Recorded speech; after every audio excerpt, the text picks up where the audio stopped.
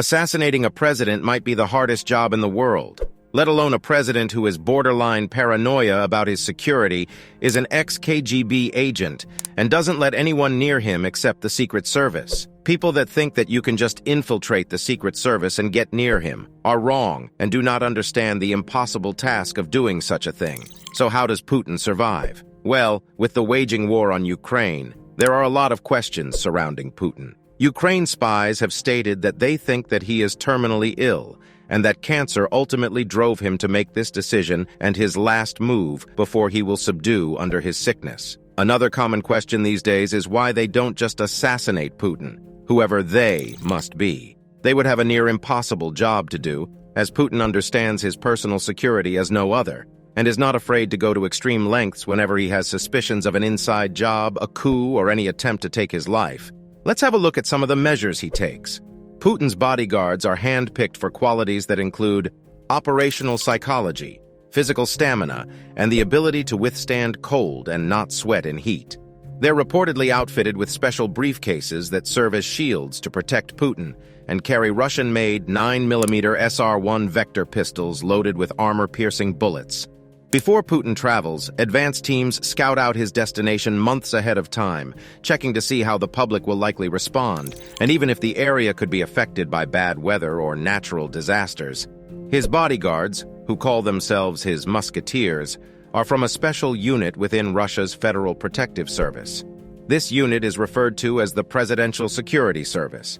Their personnel are instructed to do everything that is in their power to keep the president alive, even if that means losing their own lives. That is, of course, the case for most secret services that handle their president's security. Wherever he goes to stay gets inspected. Jamming devices are installed to prevent remote detonation of bombs, and technicians conduct electronic surveillance of cell phones and other devices in the area.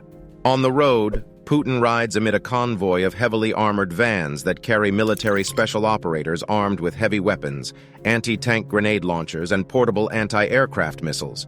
And when he steps out in public, 4 rings of security surround him, starting with his personal bodyguards, others hidden amid the crowd, still more ringing the perimeter, and snipers perched on the surrounding rooftops. Conor McGregor once tried to lay his arm on his shoulders while posing for a picture. He was quickly stopped by one of the security guards and immediately understood that he should not do it again.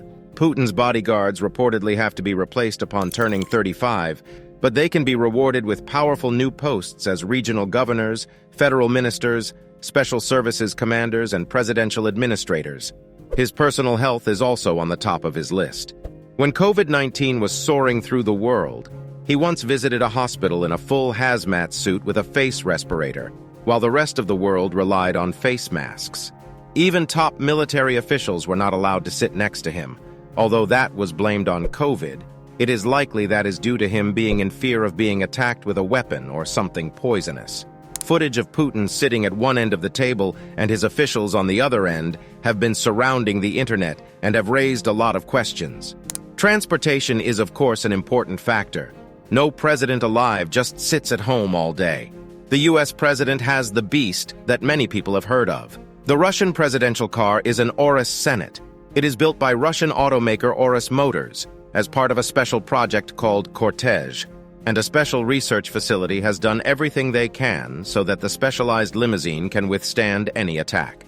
As you might understand, nothing is really known about the car for good reasons, but we can all assume that it is built to last and driven by highly trained special forces operators and Secret Service agents. It is even speculated recently that Putin's main residences are directly connected to a secured railway, and riding on the tracks is an armored train. The stations are guarded by military personnel to ensure no one enters the premises or gets near it. Another big rumor that has been roaming the internet are Putin's stand-ins or body doubles. The Secret Service is tasked with what has become one of the legends of the service, something that is called Body Number 1. It is said that very risky public performances, like diving or flying a fighter jet, are done by someone who has all the features that make him appear as the president. Or they might have been made to look like him. Doesn't sound like something totally out of the ordinary for someone who is so paranoid about his safety. Lastly, Putin's gait has been driving speculations as a lot of people are surprised about the lack of swinging in his right arm. This might be because of KGB weapons training, or having a gun up his sleeve. This is presumably so he can reach his weapon, holstered on his hip or somewhere near his hands, a lot faster. His security entourage might be even faster or nearly as fast to protect him, but having his own gun makes sense. All in all, assassination attempts would be met with brutal force and multiple layers of security.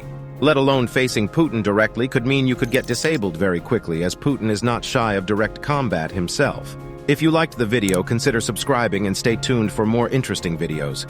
Thank you all for watching.